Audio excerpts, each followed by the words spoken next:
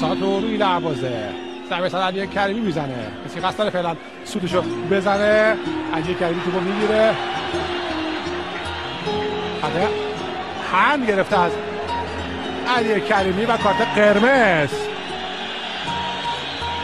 کارت قرمز برای علی کریمی.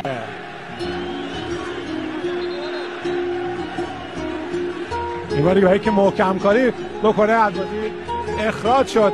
علی کریمی در میاره پیرانشو، بالاخره پیران پرسپولیسش هم نشون میده. 2-1 تیمش بازی رو برده.